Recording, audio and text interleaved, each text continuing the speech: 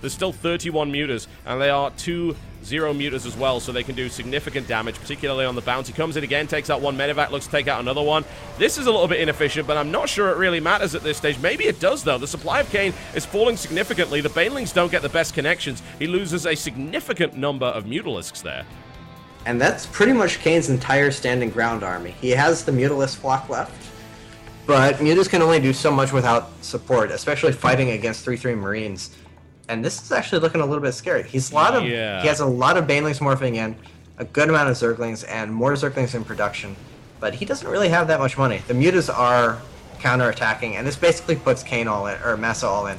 Everything's going to come down to the Widow Mines here. They have to get amazing hits for Massa to have any chance at all here. Well, Master's trying to focus down the Banelings as well. A couple of Banelings go in first, though. He doesn't send in the majority, even gets a couple of Marines for his trouble. Takes out most of the Widow Mines. The other ones are at the back to kind of prevent a flank there, but those Baneling hits were pretty good. And this is going to be a cleanup by the looks of it here for Kayn. And the Mutalisks come in behind as well. And even though he traded in efficiently, things are not looking too good here for our Terran player, who is low on economy, but he is managing to shoot down yet more Mutas. 3-3 matters. 3/3 Marines never fail to impress. He came out way better than I thought there, and he actually took out the hatchery. Wow. Was it the Banshee that did it? It must have been the Banshee that killed that. Yeah, it was. I thought those Baneling hits were good enough to clean this up for Kayn, but he lost all of his ground units. He doesn't really have any economy. He just has 6 almost dead mineral patches mining. Massa has another command center going over to take a fresh base. I don't know. It's not impossible, but quite a few Zerglings out. Still a very small standing army from Massa. I don't know if 3/3 upgrades are enough, but we keep questioning them, and then he keeps getting these amazing fights. I don't know. I don't know if Kayn's kind of giving them to him, though. I mean, running Muta packs into 3/3 Marines is just almost universally a terrible idea, and it is proving to be so. But these Mutas are really causing an absolute problem here for our Terran player. This base is almost mined out. It really comes down to this one, I suppose, with the orbital command here on the 4th base, as to whether or not that can actually mine. Kayn, as you said, is also pretty much mined out too, though. So he's going to try and take a 4th hatchery over to the side there. This base is pretty much mined out anyway, but it has now been eliminated. So this is getting really strange really quickly. And income-wise, Massa is actually now well ahead, at least in terms of minerals, which is what really matters here. He's now well ahead of Kayn, and that's only going to accelerate as he now has a fully saturated mineral line. He's going to have 2 orbitals worth of mules. And Kayn has almost nothing. The last remaining mineral patches are about to mine out. His 4th hatchery isn't going to be up very soon. I don't know. This is entirely possible for Massa to win at this point. Yeah, the longer he holds on to that base, the better it's going to be as well. If this hatchery doesn't go up here for Kayn, his income is going to be really quite terrible. You can see it down the bottom here. It's already not good. His drones are really not doing anything other than long-distance mining at this stage. Massa's actually moving out, and a lot of Mutas going down for Kayn. Really sloppy from him there. What is he doing? I think he is throwing the game at this stage. I'm afraid the Widow Mines just burrowed. They didn't get the shots. But regardless, he is going in to try and do yet more damage to the economy, but he just doesn't quite have enough Mutas now to really make that work. Only 14, there's 45 3/3 Marines. Again, I think it comes down to, can Kayn hold this side base, and can he hold it for long enough to really get back into this? Because he has pretty much thrown the advantage all the way over to Massa. And Massa's being really sloppy about defending this top base. That's the only thing Kayn really has going for him here. If you just put up a turret or 2 and leave those Widow Mines in a smart position, he could... Oh, and some Zerglings actually going to try and bait out the Widow Mine hits, doing a lot of damage. That was pretty good. Now he goes in. I mean, there's only a few Marines. 3/3 Marines are pretty good, but they're not that good. And the SCVs have now been driven away here. And a Ling run-by comes in. So Kayn is able to try to equalize this. I mean, there are only 24 SCVs, but mules really do count here. And as it stands, the Cloaked Banshee is making its way into the only real mining base of Kayn as well. That's going to be some pretty nice harassment. It's going to be really annoying. He has to pull his Mutas all the way back across the map, taking the pressure off. And Massa really... 40 kills. 40 kills. It's been alive most of the game. That's the Banshee that I said he might as well just suicide for a couple of drones. So it turns out Massa has a little bit better decision-making in terms of that than I do. That's really paying off for him there. I really wish he would just put up a couple of turrets at this base so he could actually get aggressive again. Because every time he leaves, Kayn is just going to go in there and do some damage. Yeah, that's really true. Actually, Kayn's Mutas are kind of out of position now, and it looks like Massa's going to try and capitalize it, get across the map before he actually gets in a position to punish him. And it might work out here. Ooh, some burrowed Banelings, though. Yeah, this could end up changing the game. We've seen that before. Burrowed Banelings have become a hell of a lot more popular recently, and for good reason. But so far they have yet to connect. Will Marsa actually scan? Probably not. He would. But, I mean, it is on the edge of creep, so maybe he does that to push it back, but hard to say. Kane takes out a couple of buildings. He seems like he's trying to bait these Marines into the Burrowed Banelings here. Oh, the scan goes down. Marsa will not be fooled. And this is looking pretty good for Massa here. I don't know if Kane can actually engage the army. He's going for the counterattack. How much defense is there? There's one bunker, no turrets. If he had a turret, he'd be completely fine here, but a pretty good Widow Mine shot and more supporting Marines. And at the same time, Massa's pushing in, and he can easily destroy this army. This is looking good for Marsa, really, really good. It seems like Kane has allowed Marsa to get back into this game. It certainly gives us an exciting best of 5, but it's not so good for Kane's tournament chances here. Marsa pushing forward, having been able to retake control of that base, retake control of this game, and is now trying to take out the 4th of Kane. And once again, pretty damn good splitting from Marsa, honestly. Certainly something that we have seen. If he focuses, he can split really, really well. It's only when he gets caught out and his multitasking is stretched that does not work out. And Kane GG's out, and we're going to the 5th. Kane absolutely had that game in hand. He really threw that away. But since the beginning of time, Zergs have been underestimating 3-3 Marines, and you can never really afford to do that. That was definitely what happened there. He really thought he could not lose that. He could just keep attacking and push him out of the game. Certainly not the case. No, absolutely not. We're going to the final map for this one. Going to be very interesting. I actually do not know which one they vetoed out, so this would be the... I'm not sure which one this is going to be, but we'll find out pretty shortly. Regardless, that was well played by Marsa to get back into that, but I think you are right. It was certainly a game of throws, and honestly, they could have both lost at either point after making decisions that ended up with them losing significant chunks of their army. But, yeah, I think Kane did kind of... He dropped the ball on that one. Stayed on Lairtech for quite a long time as well. Do you think he should have attempted to transition to Hive, or was there even a point in the game where he could have?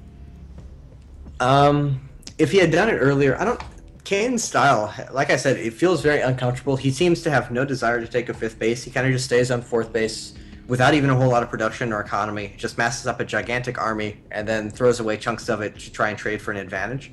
And it kind of works out, but it's not very sustainable because it's difficult to go to Hive with that small economy. But he's not taking any more economy either. He's just not really doing anything to push for the late game. And if you trade armies like that, you're never really going to be able to go for a killing blow. So unless he really catches his opponent off guard and does a lot of damage with the trades, it's just not very sustainable. It's not very...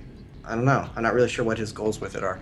It's like he's trying to imitate Scarlet's style, where she goes very mass muta heavy, but she gets a lot more done with her Baneling Baneling bombs and just her muta harassment. She's more active, and she trades better. I don't know. It's a very awkward style. I don't particularly like it. It obviously works out pretty well for him, but we saw some of the downfalls of it last game.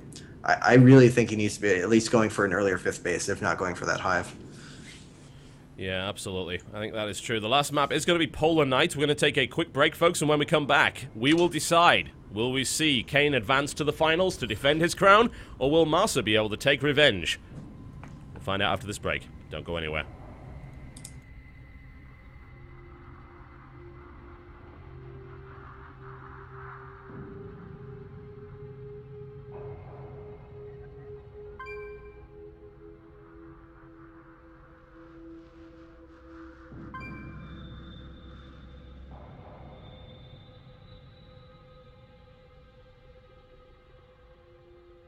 Nico, it's your cousin. Why don't you take me bowling?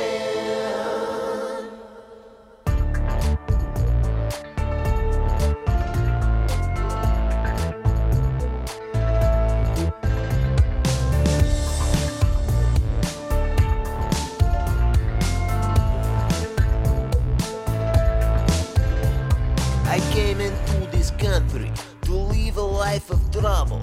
But ever since I got here, man, my blood pressure has doubled.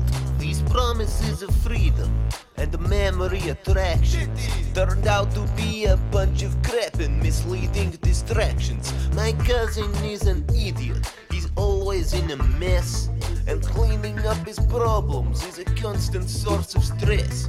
And every time I'm on a job, he won't leave me alone. Every hour, every minute, man, he rings my bloody phone. Nico, it's your cousin. Why don't you take me bowling? And afterwards we'll go get drunk and go rock-a-rolling. Cousin, it's your cousin. Let's get the bleeder burger and wash away the taste of all that carnage, crime and murder. Nico, it's your cousin. Why don't you take me bowling? I can't believe this. Ooh, Nico, it's your cousin. Why don't you take me bowling? Yeah. Roman, what the hell? Now is really not the time. I'm kind of in the middle of a quite demanding crime. I'm driving like a maniac. I'm on a high-speed chase, and you want me to desist so you can stuff your fatty face? Why don't you phone these cops and tell them to calm down? And maybe then I'll have the time to ferry you around. I'll phone you when it's over, if I don't hit a wall. And then I'll show you just where you can stick your bowling balls. Nico, it's your cousin. Why don't you take me bowling? And afterwards we'll go get drunk and go rock-a-rolling. Cousin, it's your cousin. Let's get the bleeder burger and wash away the taste of all that carnage, crime and murder. Nico, it's your cousin. Why don't you take me bowling? I nasi Roma, no blood clot scene. Nico, it's your cousin. Why don't you take me bowling? Great, another freeloading shithole. Yeah. I've got 99 problems, and a fat idiot cousin is definitely one. Suspect heading east on Algonquin Bridge. Now heading east towards a bowling alley in South River. In pursuit.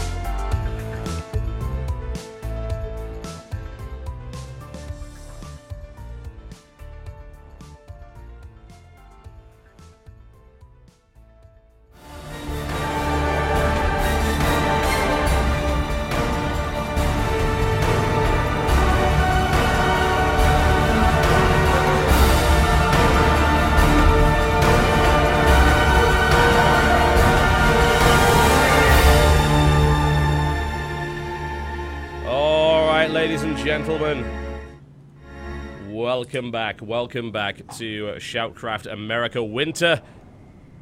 Fantastic song there by Miracle of Sound. Nico, it is your cousin, why don't you take me bowling? A GTA 4 reference for those of you who don't know. And I think any of you that have played it know the pain of that particular experience.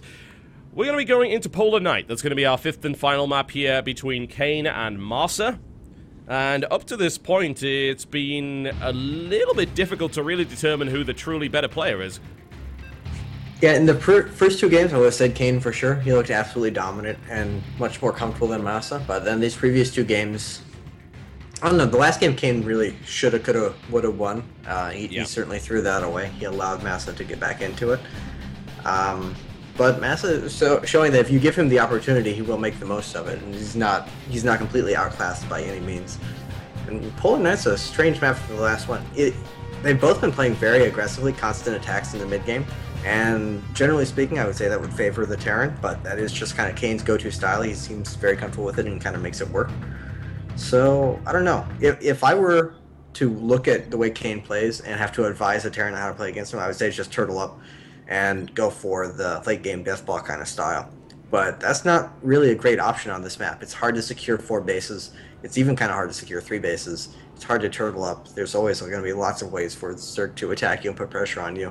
So I think this map actually might kind of favor Kane, counterintuitively, if anything. Well, we will find out, won't we? So, up to the north position in the Yellow Trunks playing Terran. Currently fighting for his life and has managed to bring it to match point. It is Rootmaster versus his opponent, who really should have had the last game in the bag, but things didn't quite go his way. To the south position in the Red Trunks also playing Zerg. It is, of course, the one and only My Insanity Kane. As much as it did look like Kane threw that game, his style is kind of prone to... It's very fragile. If he makes a mistake, he doesn't have very much to fall back on, because he's investing a lot in army, and he's very focused on doing things with that army, which is what you have to do when you're investing in that. Yeah. But the problem is he just doesn't have a fallback. He doesn't have a lot of economy. He doesn't have a lot of tech. He doesn't have a lot of anything besides more mutiling Baneling. And it gets to a point where that kind of falls off with a 3/3 bio. Just everyone talks about it, everyone jokes about it, but the fact of the matter is it's just absurdly efficient against mutiling Baneling. So, Yeah. I don't know. But I've seen him play like this a lot. This is just how he plays, and I guess he's comfortable with it. And it did win him the first 2 games of the series. Yeah, it's certainly true. It is a risky style, though. You're absolutely right. If you don't get the trades that you need, if you don't do the damage that you need, then you will eventually end up losing to a more heavily upgraded enemy. And in the case of Marines, of course, they gain a full 50% DPS from that upgrade. I mean, that's huge. It's one of the most efficient upgrades in the game. Mm-hmm. And we saw last game. It's just the difference between before and after those 3/3 upgrades. It was just absolutely night and day. The mutas could no longer engage any amount of mutas or any amount of Marines, and Lynx and Banelings just started melting. And on top of it, it's already good. Like you said, if he's focusing on the battle, Banelings don't really connect that well with his Marines. He is very good at splitting them up. And you put that on top of the 3/3 upgrades, and the Marines just become essentially immortal. Yep, hard to argue with that one. Well, we see exactly the same trickery from... We've actually completely missed it. He's playing 1 base. Sorry.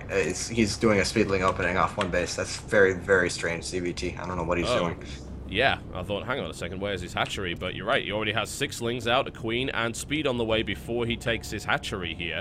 I mean, he's obviously going to do that, but what do you think the reasoning behind that must be? I think he might have expected Proxy Rex Reaper. He's been scouting for it every game thus far this series, and that's the only thing that this build is exceptionally good for, is trying to counter that. Yeah, that's the only thing that really makes much sense to me, because he's not getting aggressive with it. He's not looking for a Baneling all-in or anything like that. Those builds aren't particularly good CVT, especially against someone who plays with Reaper openings like Massa. If you get someone who's super greedy, maybe. Massa plays very conservatively. And as is, it was just the normal Reaper opening that he has been using thus far, so nothing spectacular is going to happen. Massa's just going to end up a little bit ahead in terms of economy because Kane's expansion is so delayed. Yeah, I was about to ask you actually how much impact that expansion delay is really going to have here, and it's really strange to see Kane kind of make this mistake, considering Massa's been consistently doing this barracks trickery game after game after game in this series, and you would have thought that Kane would have got used to it by now. It wasn't a response to that. I don't believe he could have scouted that in time to make that decision. I think this is 100% based on previous games he's played against Massa. He must be Proxy Rex Reapering a lot against him, because he scouted for it every single game. And then to do this, just, he felt like he had a read on him, and it just happened to be wrong. So, indeed. I mean, that's what happens in competitive. What the in the back of Massa's base? I have not seen this in a very long time. Double starport coming down. I kind of like that, kind of-ish. As long as he can deny scouting, that's going to be very effective, especially because, Kane's going for a 3rd base. So the 2-star Banshee could actually be incredibly powerful here. Builds like this, when the Zerg player starts out from behind, starts out uncomfortably, Kane right now is playing catch-up. He's putting everything into drones he can. He has to play as greedy as humanly possible, otherwise he's just going to fall off in the mid-game and not be able to deal with any kind of normal timing. And a really great way to punish that is go 2-star Banshee. And the Overlord from Kane, not going in at the right angle at all. He's not going to see that. 2 Marines going to shoot it down well beforehand. And the additional Overlord he has down at the bottom left, also not moving in. So, I don't know. I'm kind of scared for Kane. This could be bad. It really, really could. We've seen the Banshee control of Massa before. I think the last time I even saw this played in a pro game was in England about 2.5 years ago in the Dignitas Gamer Search. Funnily enough, it was by a player, I believe, who now plays for Infuse. That may be different now, by the name of Lau. He loved to go for this 2-port Banshee, and it would catch people off. It's very, very dangerous, but it looks like Kane is not going to make his way in because Massa did not leave the door open. Very, very smart there from Massa. It's 2-port Banshee cloak as well. Yeah. Well, if you're gonna go 2-star Banshee, might as well go all the way. Indeed. That's nasty. All right, well, Kane is definitely not prepared for that. He is going Lair quite early on, so Overseer is certainly a possibility. That will help a little bit. At this point, though, he's just not going to have the anti-air DPS to deal with it. Unfortunately for him, all of the previous games he'd been going very queen-heavy, but this game, since he opened up with that early pool, since he didn't have quite the same economy, he only has 2, I think 2 additional queens, yeah, I believe. He does. And that's really just not enough to... you have 4 Banshees coming down, those are just going to melt. He does have one spore coming up, but that's a just-in-case spore. That's so I don't get caught off guard by a harassment banshee, not defend me from 4-cloak banshee kind of spore crawler. Yeah, you're gonna need a pretty special spore crawler to actually deal with that. You usually do not expect to be hit by Hellions and 4 Banshees pretty much at the same time, and he's hid those Banshees as well quite well. I mean, if he can pick off or even weaken an additional Queen here, that's a huge win for him. The Lings are trying to make their way through and attack the front, and there really isn't any defense, but he can out-repair that, so it's a non-issue. And now there are 4 Banshees ready to go, and he's going to go all the way up to 6 with Cloak here. Is the Overlord going to see the Banshees leaving? It is. Alright, so that's going to be seen, but what on earth do you do at this point? You make a lot of spore crawlers really fast, and I'm not sure if Kane actually noticed I don't the think he Banshees, did. He has no spores coming up, no additional Queens in production. Yeah, there's no way he did at this point. This is Spires, disastrous. yeah, the Spire's just now starting. That's not going to be a factor here. This is really bad. I don't know what he can do to defend this. Not much. I mean, you see how fast Queens go down right here, and now he's just going to go absolutely ham on this drone line. The Cloak comes in, another Queen is eliminated as it leaves. This is absolutely lethal damage, surely coming in right here from Masa. The Spire's not even going to finish. Oh, that's the nail in the coffin here. Unless some kind of Ling Baneling counterattack does absurd damage, I don't know if Kane can really come back from this. He only has that single spore crawler up. The Lair is going to fall. The Queens are going to fall. Gets a surround on the Hellions, but not after taking significant damage already. As you said, these Banshees are just going absolutely ballistic. There's not even injects happening because this is the last Queen that's about to go down here. Queens cannot outrun those Banshees, and Masa can now do whatever he wants in that base. Whatever he wants. Yeah, we're going to focus on the hatchery. The Lair's a bit more important, but the Spire has already restarted, so that's not a big deal. Ling's pounding on the front, but Masa SCVs to repair. That's not going to do anything anytime soon. He really needed Banshees to have any opportunity there. 6 Banshees now, they can just kill everything.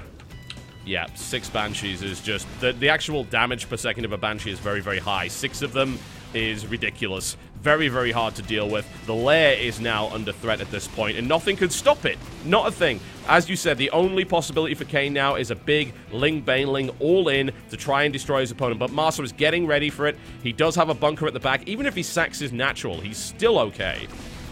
Yeah, because those Banshees... The Spire is now finishing, but Kane doesn't even have a gas for single Muta. He doesn't have the gases at his only remaining mining base, so with the Spire finish, he can't do anything at all with it. And they come. Banelings connect with the wall. They take out the Hellions, but it's not enough. GG! Champion has been dethroned.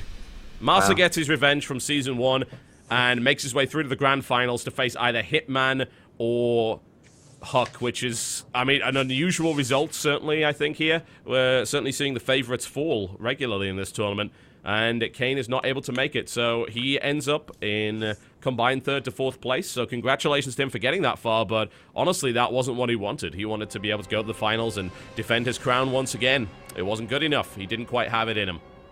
Yeah, and after those first 2 games, it's really surprising. I completely thought he had that in the bag. He really looked like the better player, and he looked very comfortable winning easily. And then even that the 4th game, it looked like he had it in the bag once again. It just kind of crumbled for some reason, which is unusual. Yeah. It's not the kind of performance we expect from Kane. He definitely didn't do that in Season 1. He was dominant and consistent. You know, 4-0 in the group stage and then just whacking his way through there 4-1 against State in the finals. It was a good performance from him, but not this time. Not this time. It was the Banshee, clearly the MVP unit of choice here for Masa, I think, and he is able to make his way to the finals here in SHOUTcraft America Winter. He'll be facing off against, I think, the favorite for this tournament, which would be Huck, but potentially also Hitman, who could very well win this PvP series that's coming up next. Yeah, PvZ, I believe, is supposed to be Hitman's best. No one really knows too much about him, so it's hard to say. I think PvZ is supposed to be his best, but PvP, certainly possible to play the style he seems to prefer. Lots of trickery, lots of opportunities for funny stuff to happen early on in the game. So that it's kind of his element, but it's also kind of Huck's. So it's hard to really call which way this is going to go. It really is. I'm looking forward to it. Yes, I'm looking forward to a PvP. I know that's pretty rare for me, but this is going to be really interesting. Do we end up seeing Hitman versus Masa in the finals of the unexpected? Or do we see Huck make his way through and perhaps secure himself another NA tournament win? Yeah, one way or the other, Masa's going to have a really frustrating time in the finals. Think so. I really think so. All right. We're going to take a break as we set up the next match, folks. Thank you very much once again for watching. This has been really interesting up to this point. Very much so.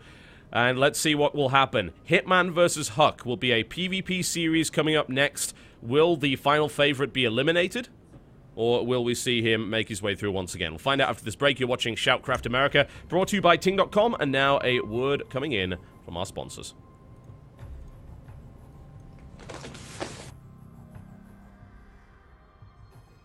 Somewhere along the line, cell phone plans got a bit weird. Customers actually get penalized for using more. Unlimited mostly means paying for stuff you don't need. If you want help, it's hiding behind a phone tree. Ting is changing that. Use as much or as little as you want. Pay a fair price for whatever you use. Give us a call, and a real person will pick up and help you out. Lower your phone bills? Love your phone company. Go to shoutcraft.ting.com and get a $25 credit today.